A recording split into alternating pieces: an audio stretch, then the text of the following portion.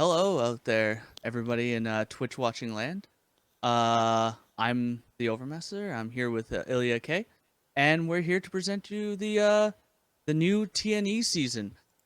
Same branding, but now we are gonna be on Saturdays, and it looks like that might have been a good choice as we have a 6-rounder today, above 32 participants. I actually haven't checked the exact number, but we do have quite a few participants. I'm gonna go over how things are similar and how things are gonna change, and also the prize structure um, for these tournaments. Um, so today we have a tournament where there's going to be a Swiss 6-rounder with a cut to top 8, just like normal, and the winner of that will get an invitational qualification for the invitational in July. I believe it's July 9th. There are, of course, 10 tournaments in this season. Each one will qualify you for the invitational. There's actually going to be a small amount, actually not even a small amount, a large amount of prize money, because there's been a couple of donations from Cassendrath and Gibbon Plus Plus, as well as we actually, because we got these last minute, we actually don't know the prize structure. We're gonna retroactively change them, but I believe there's going to be some compensation for getting, for example, top 4 or for first place in this tournament. We haven't decided what it is yet. And of course, there's also going to be the wildcard system, which is basically the same as it was last time. Every win you get, it will get you a point, and we're going to take your best 5 of the 10 tournaments, just so that people who can participate in all 10 aren't given a huge advantage. And and the top 6 in the wildcards will qualify for the invitational. I think that's about it for now. Before we talk about the actual tournament. So Ilya, how's it going today? That was a bit. It's going well. Great to join everyone here for this reopening of the Eternal Community tournaments. And as I said, the Road to Worlds goes through Tuesday Night Eternal, now on Saturdays. But let's just call it the Eternal Tournament. I guess it's the new ETS, the Eternal Tournament Series. Whichever. That's right. We're still branded as TNE for sure. Yes. And yeah, I did forget to mention that DTW has awarded us a slot to the Worlds. If you qualify for the Invitational and then win the Invitational, just like last time, you will get qualification for Worlds, which is pretty sweet. Right. Yeah, so that's the main reason why I'm so excited to cast this, because how often do you get to see absolutely top tier world's caliber players just compete every single weekend? And this community tournament series, TNE now on Saturdays, shines a great light on the metagame. So if you want to know what to play on the ladder, this is the place to find it. Of course, the actual situation in the tournament is a little different because of open deck lists, but nevertheless, these are lists that some very high level players brought, and they've come to play. So we should see some excellent Eternal action today. And just as it was in the days before the ECQ, it's great to see 6-run Swiss cut the top 8, and your best half of weekly performances will be used to potentially get you an invite into the season-ending invitational. And after which the winner gets an invite to Worlds. So once again, high stakes Eternal, top tier players, great lists, and just a great place to up your game. Yeah, for sure. And you know what? I see a list of the players over here. There are no slouches in this tournament, including the one of the previous world champions. Lights Out Ace is actually playing in this tournament. And there's previous world competitors, the Boxer, Kolakoma. There's such notable names like GHP, Notorious GHP, and the Bergend as well. Like there are some older players as well. Collectors also participating. yeah, there's also some older players. Sono is here came to play today. Old friend from SPG from the SPG days. Wonderful. So yeah, everybody's coming to play.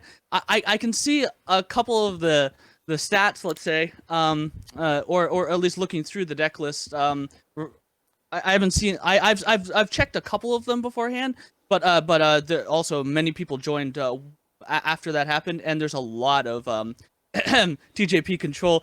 We might be in for a long one today. Yeah, when you see tradition control, which is we've run into it in the past in various forms, whether it was chalice control, whether it was temporal control, and now Davia Ada the Huru control. So At let's least it's a hope. little faster. At least it's a little faster than those decks of old, right? Yes, a little faster to close out the game, but don't be surprised if one or several of these rounds winds up going to time because we have a traditional control mirror floating around somewhere there. I have to check the exact makes of these lists, but I wouldn't be surprised if the Archenport mid list isn't a super grindy one using Zito, Press Gang, and Stormhawk plating as well with the Archenport blueprints. Yeah. So I would imagine too, yeah. That's in general how people are building those decks. Although I did see, for example, there's a couple of Mono Justice lists, so that's pretty spicy, I think. And there's even a kind of a combo, like combo-ish abundance list in the fray. So we'll definitely be potentially checking out those lists as well. So yeah, we can move on and grab one of these lists feel free and to. talk about it. Let's grab the Bergen's list. Okay. Let's pull up the Bergen's list. I want to see what kind of innovations they have on TJP in order to beat the meta. Sure. Okay, so this is the Bergen's tradition control. So, what do we have here? A full playset of Bottled Insight, Defiance, Desert Marshal, Island's Favor, 2 copies of Thicket Trap, and then a full set of Torgen's Wares, Orin Condemnation, Wisdom of the Elders, A New Beginning, Harsh Rule, Davia, Stormhawk Plating, and Ada the Hoover. So, pretty straightforward. None of this, this deck is tuned because of all the copies of 1s, 2s, and 3s. It's just 12 sets of 4 and 1 set of 2. Yeah. So, notably, there are no obstructive flickers in this deck. I think that's actually kind of a little bit of a mistake. Maybe the Bergen was expecting more, potentially more Rakano than mirrors in this tournament, because obstructive flickers is kind of how you beat the mirror. You counter a new beginning is the first thing you counter, and of course then when the game goes the distance, or actually turn 6 sometimes, the aid of the hero gets countered, right? So right. you can I fully agree here. Not a single copy of obstructive flicker in a tournament setting in which more than 33% of the environment is the mirror. Ooh, that is... Right. Yeah, the Bergen might have been expecting a different metagame for sure, but I wouldn't be surprised if that hole comes to bite him. Maybe, but also the Bergen's a disgustingly good control player, so he'll probably be fine. But definitely maybe a slight handicap. Maybe we'll see. We'll see. There's also a couple of I think they're very very different from one another, but we're gonna check out one of the Mono Justice list. Let's check out Sono's Mono Justice list and bring it up. Let's see what's going on with that one. Okay, so this looks like a Mono Justice aggro splashing Arn Condemnation.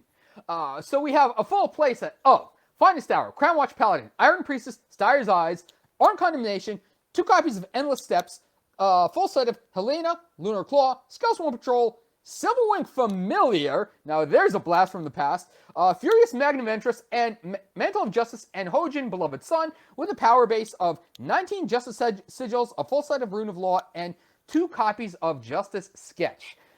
Hmm. So I understand why the Orin condemnations are here. They're there basically to race that you're swinging in, you expect your opponent to swing back, and when they do, you tag them with the Orin condemnation. As that's the only removal actually found in this deck. That is the Lunar Claws, but the only spell based click on an enemy unit and kill it sort of interaction. Other than that, you just hope to win with finest hours and bigger units.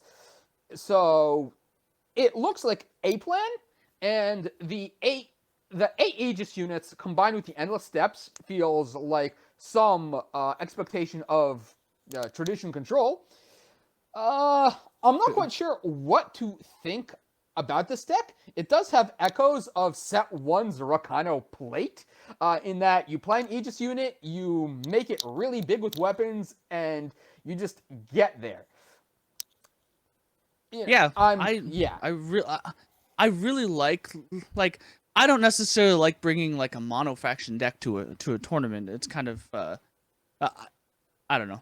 I don't find these decks as potentially like I don't know. I Compelling? don't know. I was gonna say that. I don't know what I was gonna say there, but yeah, like you said, the Aegis units, right? The Aegis units are going to be very very powerful in this metagame. And when you're slapping on a Mantle of Justice that's like +5/+5, that's just an incredible amount of racing potential against these TJP decks. They have to have two pieces of removal to get rid of it. It's going to be very hard for them to, for example, once the Mantle of Justice is on, the Lunar Claw is going to be pretty hard to. Unless they have the Lunar Claw straight away, they may have to use a Wisdom in order to find the Lunar Claws, and then they're very much behind in those cases. And of course, Endless Steps. I didn't like Endless Steps before the tournament, but I've seen before last tournament, but the Open, but it has been very very strong. I think in these decks, in the Rakano deck list as well as obviously this one. So we're Right, definitely right, gonna see, right. and the Yeah. Orin Condemnation is extremely good against other Furious Magnaventresses. That's the idea with Orin Condemnation. Even though it's very tempo and efficient, it's literally the best answer to the card, right, in the format. Right, right. For justice, I have to Yeah. imagine. Yeah, because once that Fierce Magnum Venture starts swinging, it grows really big. Then you just eat it, gain a bunch of armor, but potentially, just completely blank your opponent's entire attack and kill a unit on top of that. So, if you're playing defense, Orin Condemnation is a great card. But this deck really looks to play offense, so we'll probably see some sort of awkwardness, some sort of awkward turns with that card coming up. I have to imagine. All right. So I think it was a good choice for this tournament. Let's move on and grab and take a look at WitchyDiana's creation mid list. I wanted to see this. I got a quick glimpse of it beforehand, but we were obviously doing stuff. So I want to give a full look over of this. I saw abundance. I saw other stuff. It looked pretty spicy. Let's say. All right, what's going on here?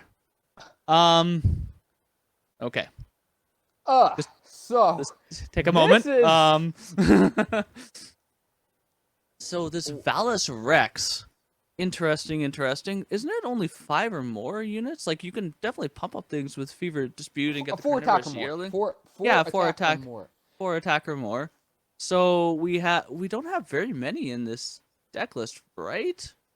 No, I think the plan is to pump them up with Scalesworn Patrol. Okay. Yeah. So if they Or would time happen to to spawn. die, Yeah. then Valus Rex, I think it's Vias Rex, gets discounted.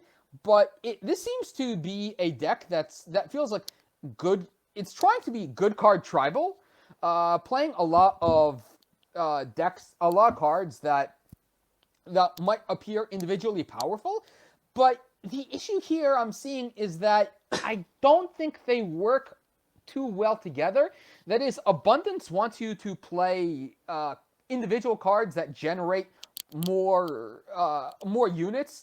It's basically a Praxis Tokens card in Throne, and it wants Yeah. you to play cards like Assembly Line, like Rendon Drone, like Rendon Rescue, none of which are in this deck. There's Vias there's Dino Rex. Nest. Dino Nest is Yeah, okay with it because it like gives you it gives you it one gives free. it One gives you free. the one free unit, and you could still spend your power that turn. Right, It's actually very, exactly. very good in abundance decks for sure. Right. Um, I do like it's a pretty spicy the Chronostorms in the deck. They are they do have Inscribe, and they do like they will stall out the game for sure against some of these aggressive decks. I have liked Chronostorm when I've gotten to play them. It's still not particularly great in like TJP because it costs double time, and even though like you do have plenty of time potentially to get the double. I still find that you do not get the double time enough for it to run Chronostorm. Um, Yeah. but in this Chrono deck, it Storm. might be good. It looks like it's playing a lot of high-powered cards, but it doesn't look efficient on tempo. And with regards to Chrono Storm, I know some people were excited when we saw it because it's similar to another Magic the Gathering card called Settle the Wreckage. But having played against Chrono Storm in Eternal, it hasn't been as high impact as I thought it would be because Okay. in a lot of instances, the cards that get returned to hand all have some sort of enters the battlefield or summon effect. Your units that have killer cards like Helio with summons, and so on. So giving your opponents the opportunity to reuse their summon effects, not it's definitely not a great idea to have that happen multiple times a game. But So yeah, so so the final moments in the deck. Um, that's an interesting inclusion. That that says to me that they're definitely planning on like winning the game very, very quickly once something happens, right? I right. don't I don't quite see it in my mind's eye what they're trying to do with that. They can get Riva and pump it with Skillstorm Patrol and get some power going with that, right? And And then it's a dinosaur, so dinosaur nest pumps it up. So I true, think yeah. the plan here is just take over the board with high quality units like Furious Magnaventris or a pumped up Riva, units pumped with Scalesworn Patrol, and then have a good attack followed up by Final Moments, which gives you another turn to get in another attack and hopefully close the game out that way. Mm, it feels a little bit optimistic to me, but this is Expedition, Uh, so it's a lower power level, but it isn't something I would normally expect to see. well, we'll maybe it'll surprise us for sure. Because this is a very, very unique deck list, let's say. For So sure. there could be some synergies that we're potentially missing, right? Mm-hmm. Um, and okay, so it looks like we are going to start off in round one with Okay. WitchyDiana, Okay.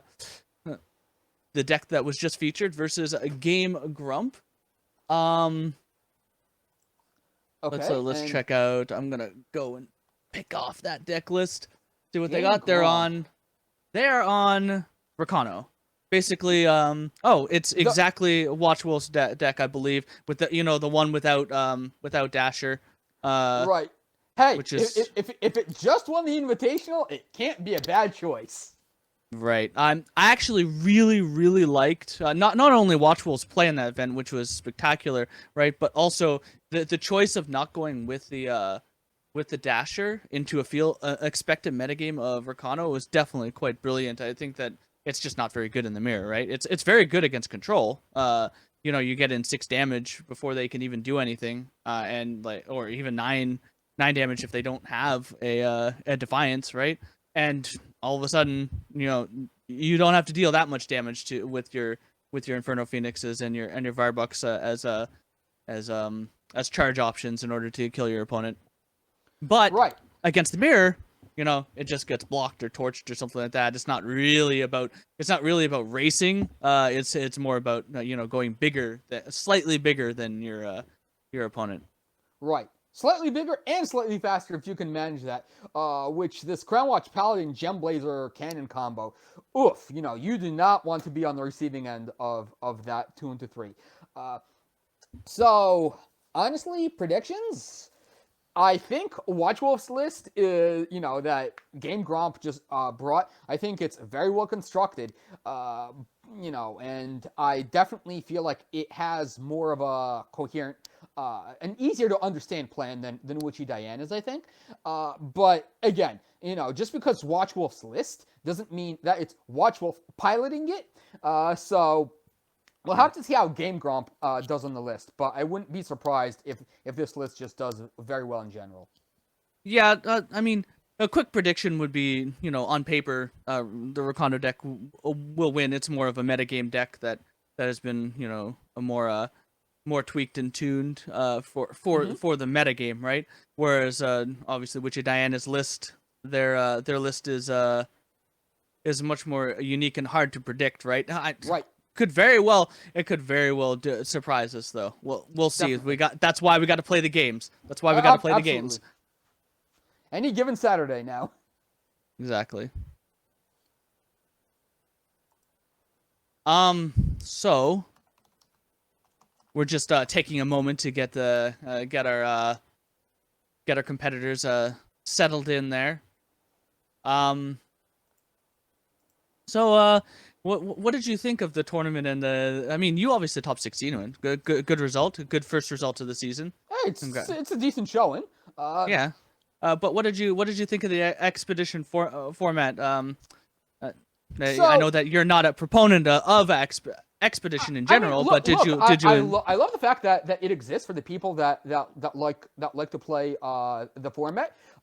So one thing I will immediately say is I'm surprised that there haven't been balance changes already, because Rakano was 40% of the field, and usually it doesn't take even that much. And of course, it won the tournament, and there were a lot of mirrors on stream. So usually when that happens, DWD comes along and swings the Nerf hammer to try and force a meta shakeup, and it hasn't happened yet. So I actually find that pretty surprising, because they've gone after decks for less.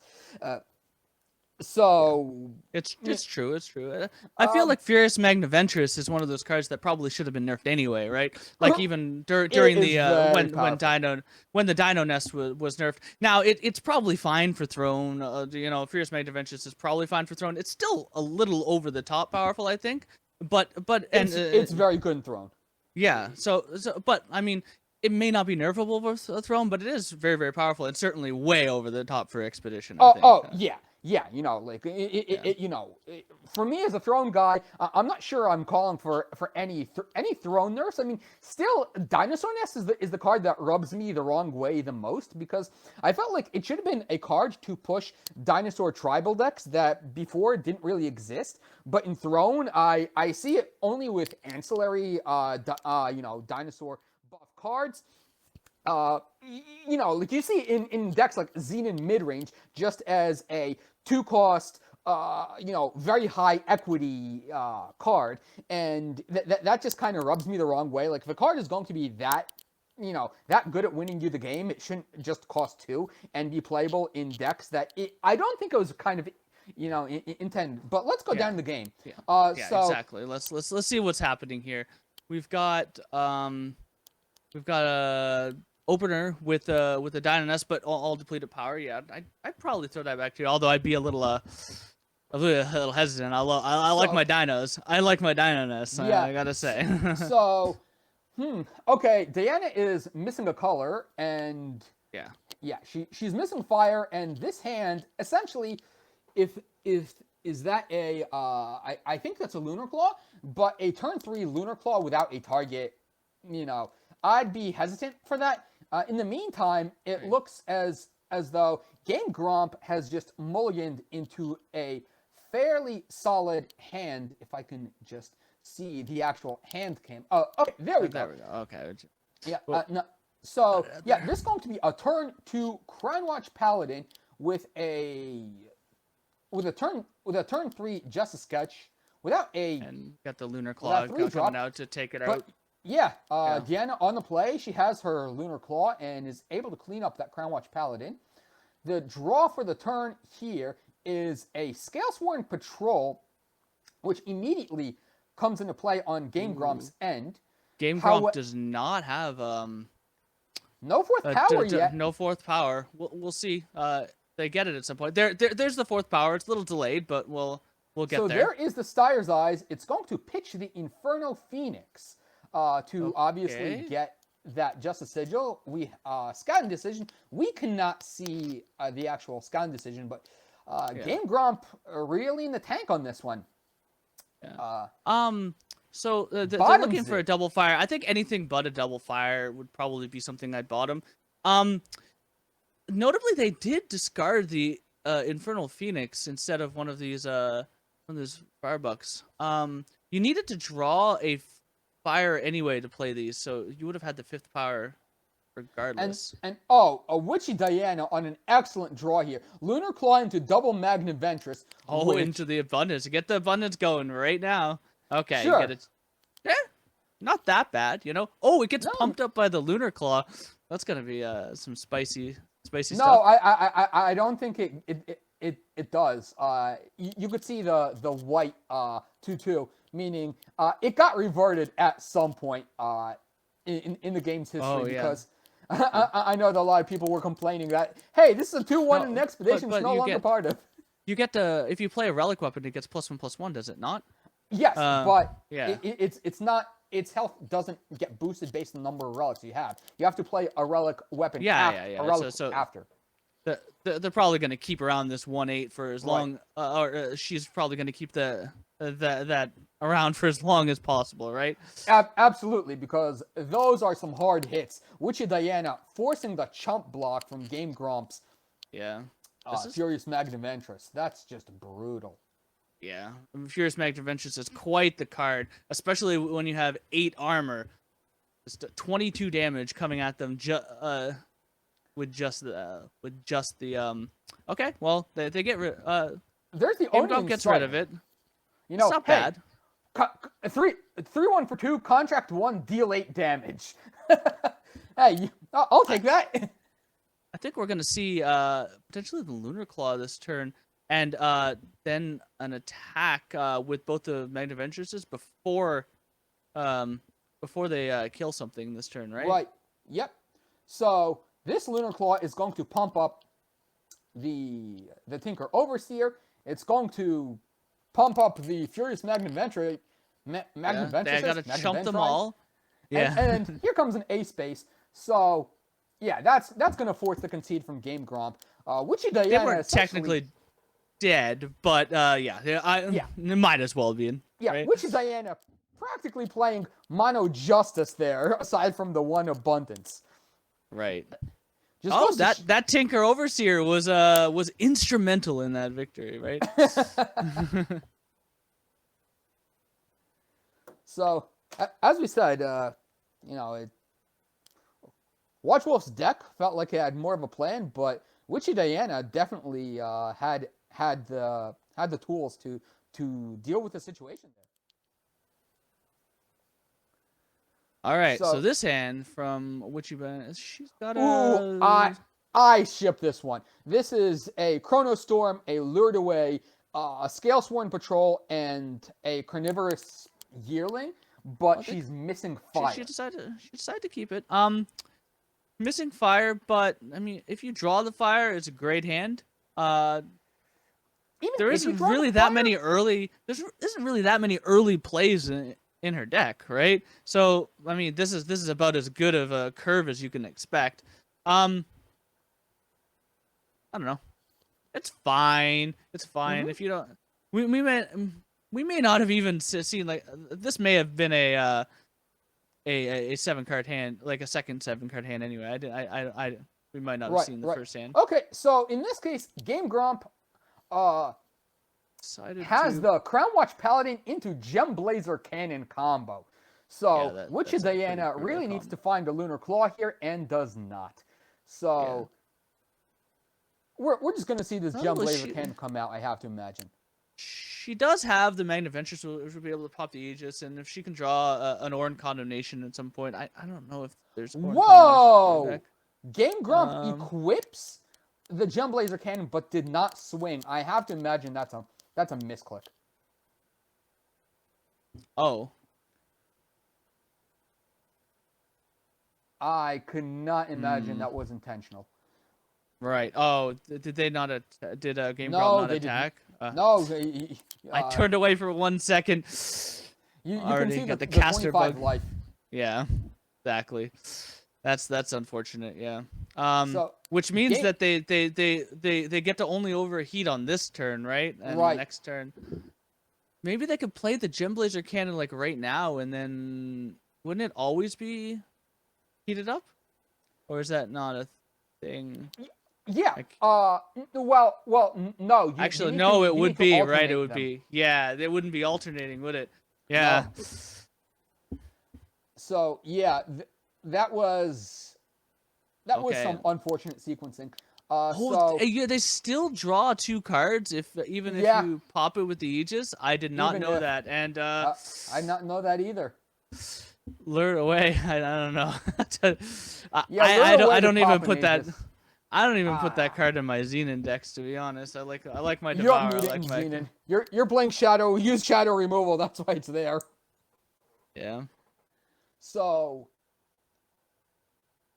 WitchyDiana first to the Magniventress play, and now GameGromp kind of under the gun.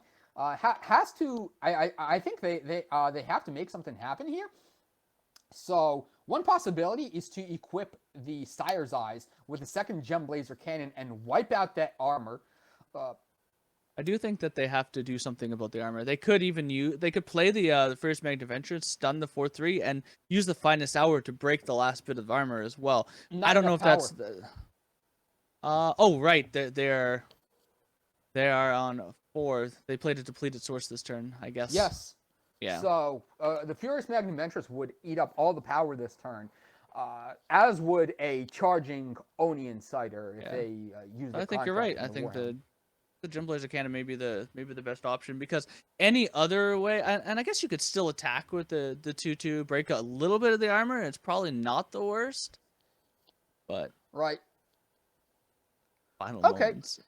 That's that is a triple fire card. I noticed. It has inscribed, so we're safe. It does. Yeah.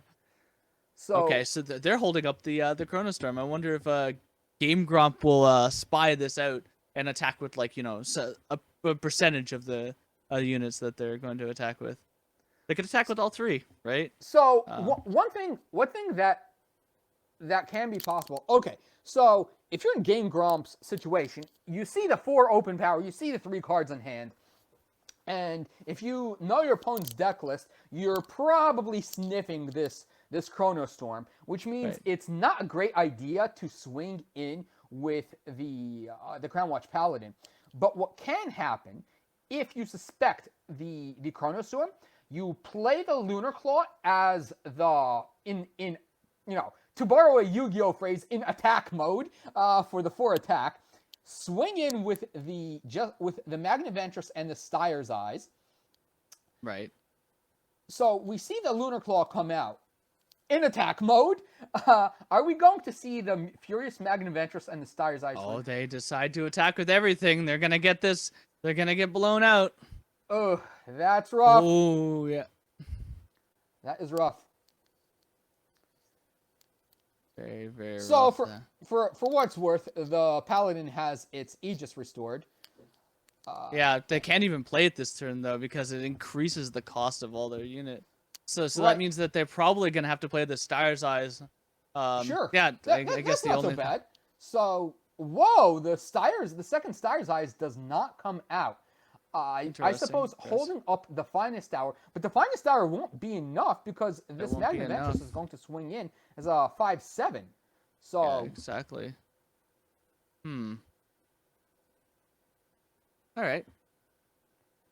And then WitchyDiana. Oh, they're gonna go for the train and not for the. I mean, that makes sense because there's a 3/1 on the other side of the board, but yeah. Right. Yeah. The 4/3 would just trade into a 3/1. Exactly. So, okay. In one of my matches at Worlds, I didn't really face against Yearling that much, even in testing, right? And so like, when the train got going, when the boxer got the train going, I was just like, oh, this is actually quite good, you know? Okay, Oh, for sure. yeah. Oh, okay. She's gonna draw 2 cards. So, A little bit of Witchy draw, Diana using the Devour mode of Lured Away. right? Notably, the Fever Dispute can't kill this Magniventress. One of the worst parts about Fever Dispute. I think honestly the format would be a lot better if Fever Dispute didn't have that text on it. That you can't kill dinosaurs. Well, I mean, why put a dino kill card in the set about dinosaurs? Hey, we want this cool removal. How about, we don't blow out our own, the whole expansion by creating this removal that hoses the expansion, Sure, for flavor reasons, I can see it for sure, right? But in Yeah. terms of balance reasons, you know, Yeah. we might have seen a little Exposition. bit more. Yeah. Jurassic Park, Furious Magniventure sightings ahead. All right. So this attack comes in. There's okay. They're not gonna. GameGromp is not gonna block. No, GameGromp definitely respecting the Lured Away Right. with Witchy Diana's 3 open power. So another Would carnivorous the way Yearling be comes that up. bad And this though? one, GameGromp draws 2 cards. It's okay. but I mean, the tempo might be worth it. But Right. okay, 6 power for GameGromp. I have to imagine that they know they need to really get back into the game. They're behind. They're definitely behind on board. So Yep. out comes, Witchy Diana goes shields down. So 4, out 5, comes a 6, Gem Blazer cannon. 10. So actually, if if Witchy Diana triple block there, she would have definitely gotten blocked. Blown out. Yes, absolutely. So Because it was actually +1 to like right, the finest hour would have actually gone it to 11. Yeah, that yeah, would have been unfortunate. yeah. So All Witchy right. Diana went shields down. GameGromp read the situation, is going to ditch this Iron Priestess for a 3/3 weapon. She got that Iron Priestess got buffed. I think it was it by I think it was from the Paladin's Warcry from that one attack, because it doesn't seem there was a Scalesworn patrol at any point. On GameGromp's side, Witchy Diana's turn now, and out comes Reva, who is going to shoot down or attempt to shoot down the Styre's Eyes. I have to imagine we see this finest hour, because if the Reva connects, Well, yeah. Also, it's very power efficient on the turn. Okay, they decide not to. Thinking that this potentially they want to save this Magniventress on an attack. I think is their reasoning. oh, okay, save the finest hour for a Magniventress attack, and now this Magniventress is going to be overheated. So Right. Oh, and I think they might use no. Okay, they're not going to use. They're the not going Crown to use Watch tactic just decides to play. GameGromp just decides to play Styre's Eyes as a 2/2 scout for 2, flying scout for 2. They don't think they can win with the cards in hand, so they have to um hmm, they have to figure out the top of their deck. They have to draw something that's like something like a Phoenix or something, right? It would be Right, a lot better than yeah. GameGromp's hand isn't looking particularly strong, and they sniffed out the fact that there's some sort of fast interaction here, in which their hand may not be strong, but I think their board state's actually pretty good. Oh, they did not. Oh, right, that just came played this turn. Oh, and Furious Magniventure is going to swing in, and it will get lured away. Okay, drew a torch. Okay, the torch is gonna get the 4/3 off the board. I think that it was definitely good to do that, but at the same time, you could have just blocked it. I think. 5/5. Maybe. This Fever Dispute's gonna be really good this turn though. Oh, but they saved the Finest Hour. They saved the Right. Finest Hour. So, yeah, gonna So be if that fever kind of blown. dispute comes out targeting Now, the 5/5, yeah, that's gonna I'm get. sure Witchy, I'm sure Witchy knows that there's a Finest in their Oh, hand, though, in the Game Gromp's absolutely. hand, though, right? She There, saw the there's pause at 1 power. exactly. Okay, she goes ahead and uses it. Knows that it's gonna be. Oh no! She decides to pump up all the units. That's actually pretty So smart. Uh, so the single block here plus a Finest is gonna stop that. And then what does that mean for the following turns? If WitchyDiana draws a power potentially, right? So that allows something to kind of attack, but not really, right? Yeah. yeah, a 4/6 Reva would still get bounced off the 5/5 Yeah. Styre's Eyes. So Okay. Lunar Claw is an okay draw. It'll if they want to kill if she wants to kill the 5/3, right? That's probably fine. yeah, Oh, so okay. Yeah. WitchyDiana just Holding off. holding off. With another Gem Blazer cannon. It's not good enough right now. Oh, actually, it is. It is good enough to attack, but then the Revas come into play, and yeah. So the issue for GameGromp is they see more than 2 open powers, so they're hesitant to equip the Styre's Eyes with the Gem Blazer cannon. And let's see where this goes. It goes on the Styre's Eyes. So Okay. where's this Warhelm going now? Okay. On the Styre's Eyes. So we are all in. All in. Okay. And that was the Gem Blazer without the overheat. So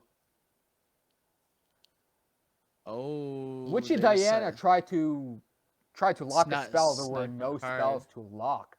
Also wanted to gain the life as well because they're Right. she's in a dire situation here where they no longer have to chump, I guess. I guess going to one is not where you want to be. This Scalesworm Patrol, Yeah, Styre's Eyes is about to overheat. So that's 13 overwhelm damage. Okay, that's lethal unless there's a chump block. Yeah, exactly. I think the A space was so probably correct, but we'll see. Sending a lot in here. So the Reva absolutely must chump. Yeah. And then throughout whichever blocks you can. Okay. And now they decide to save as much health as. Yeah, WitchyDiana's board is completely wiped, and yeah, she had nothing. So, honorables. Yep, honorable Sudoku on the giant Styre's Eyes. Exactly. Okay, so that's 1-1. That was a long game. Yep. That was a long, good game. Good play on either side. But the 3 Gem Blazer cannon draw from GameGromp was enough. Hey, you put the card in your deck to draw it, and yeah, it's a 3/3, 4.53 weapon, so kind of sorta. Yeah. for 3 with overwhelm on the flyer. So who has the play? WitchyDiana electing to take a 6 has all her factions, right? And hey, she has the Carnivorous Yearling, so she can use that in draw card mode to make up for the mulligan. Meanwhile, GameGromp has a Sire's Eyes, so we're gonna see something pitched here, I have to imagine. So what are we ditching? GameGromp doesn't know that there's no Dino Nest in WitchyDiana's hand, so they might just pitch the Oni Insider, but we'll see. I don't think you pitch the Oni Insider when your opponent hasn't shown you turn 2 yet. you can't. You just can't. I don't think you pitch the Scalesworn Patrol either. You don't pitch. Whoa! They decided to pitch the Scalesworn Patrol. Okay. I would have gone. I think I would have won with the Lunar Claw. I think. Yeah, I think same. the Fierce Magniventress is it's just too powerful, and Yeah, two of exactly. them is just Yeah, ridiculous. Even though you don't have the power for it, right. it's like You whatever. can't throw You're away gonna your find best it. card, and then Scalesworn Patrol is just a decent 3-drop when your opponent. Yeah. Oh, they I decided don't think. they got one anyway.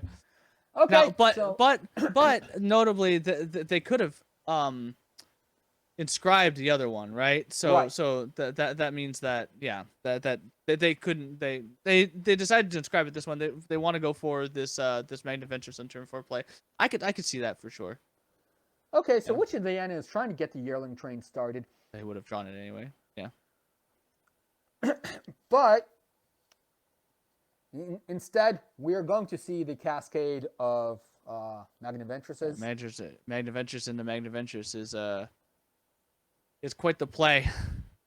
Yep. It's as good, if not better, than Dynanest into Dynanest. Mostly Yeah, because Dynanest is it's much one of those easier to deal cards. with. It's one of those cards in Eternal that is just so much better in multiples. Like for those that have had a chance to play with a buffed Decro that went from 6 to 4 cost, you know, 2 Decros are a lot more powerful. You know, is more powerful. You know, is more than twice as powerful as a single Decro, because that -2/-2 to your opponent's board is just so much more powerful than the -1/-1. And same sort of thing with Furious Magniventress, because the armor stacking up means that they're suddenly swinging in as 9/11s, and out comes the Lunar Claw to lock up a spell, apparently. Lock up a spell, yeah. Instead of taking out this 5/4, we'll see Yeah. whether or not that pays off. Certainly they're probably gonna have to chump here anyway. I think they go This is to a double chump. This is double chump territory. They gain 5 from the She that does to go up to 15. which she does gain 5. Oh, this attack, yeah, this is actually a good attack because they gain she gains 5 from this, right? But they have to still double chump. She definitely has to So it definitely has to double jump. yeah, because the Stire's Eyes puts her at 13, so either hit is lethal. Exactly. And I think this is all she And wrote, she's right? still in well, Double chump no, territory.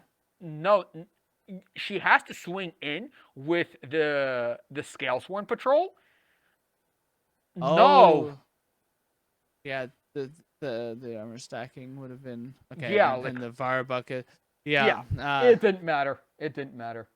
Yeah, with the Var buck, I don't. There was no coming back from that. The double Magniventress train will not stop. No. Chew. Yeah. So ultimately, GameGromp takes it on the question of who was able to play more Magniventress. Basically. Certainly that second game though was very well played on Yes. both sides for sure. Definitely. So you know. Do we have any other games in session? Any other matches? I will check.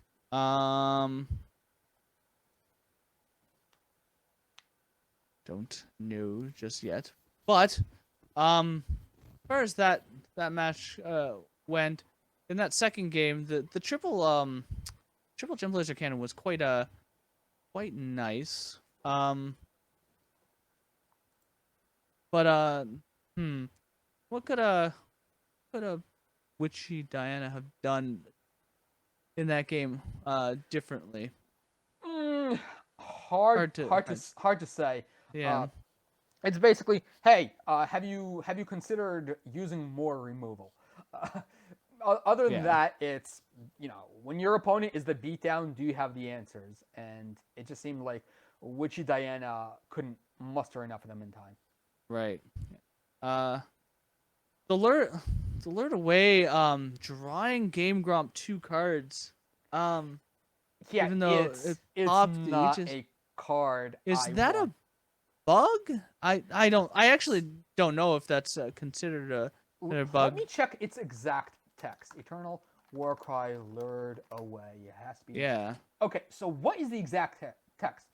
Put a unit on the bottom of its owner's deck, then that player draws 2 cards. Ooh, I think we may have spotted a bug here, right? Yeah, that paladin did not go on the bottom. Yeah, I think, it got hey, blocked. the card fired off All right. without being negated, so the engine saw it resolve and triggered the draw 2 cards. But as the card reads, I would not have expected it to put the paladin on the bottom Hmm. to give GameGromp the draws without actually sending the paladin to the bottom. Yeah. And okay, So we are in another match here. this is I mean, a Huru mid-range deck by the looks of it on yeah, boosty booms. pretty nice name. Yeah, Gotta Huru, say. Huru deck. And then against TJP, control it looks like from the other end. Yeah, looks Harsh rule and in 3 colors. Yeah. yeah, tradition colors with a harsh rule. So we don't have hand cam here, and we are Not quite yet. Yeah. We'll get that set up in a second. Our producers pulling double duty. They have to set up Yep. both sides. So yeah. 3B here applying nowhere near enough pressure with the Argent Point Noble, and oof, out comes that Stormhawk plating. Okay, it's Allison. Allison. Yeah. Yeah, so Allison is a very good player.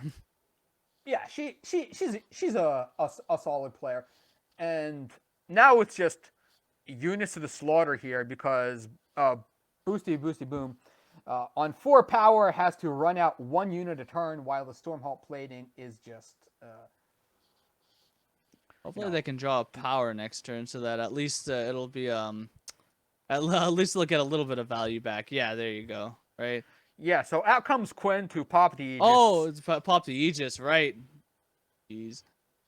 In which case I might have I guess there's probably no other way to pop Aegis. It might be just Yeah, incidental okay. popping face Aegis incidentally has been a bit harder to come by in Eternal ever since Argenport Instigator's nerf.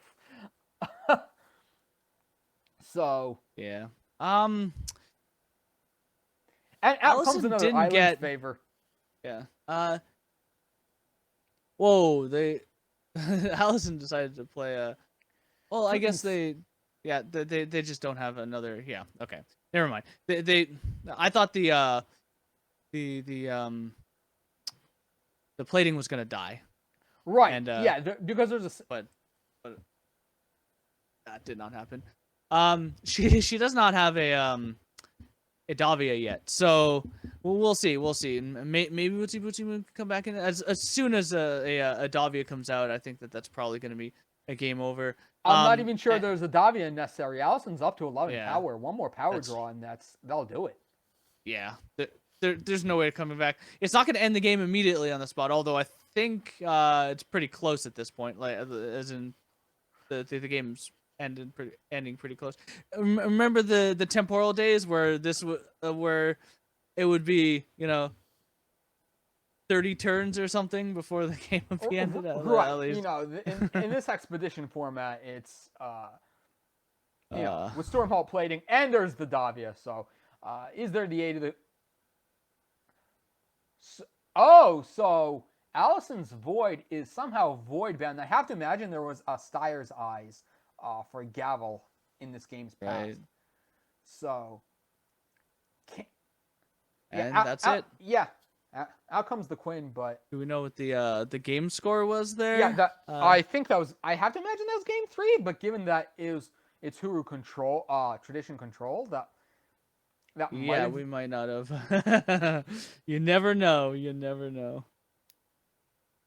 It looked like that game would have been at least it would have been at least game 2 because that looked like a game that had just started.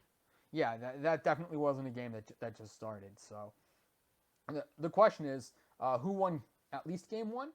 But Yeah, we'll see. We'll see. Um, might be able to check. let's see what the TOs tell us. Um, Again, we are waiting for word from the back end as to whether or not that was game two or game three. But if it was game three, then you know, yeah. couple good games. So, how many TJPs were in? You said that. So that was the last game of Okay, this round. So we'll come to an intermission and see you guys on the other side for round two. okay. See you soon.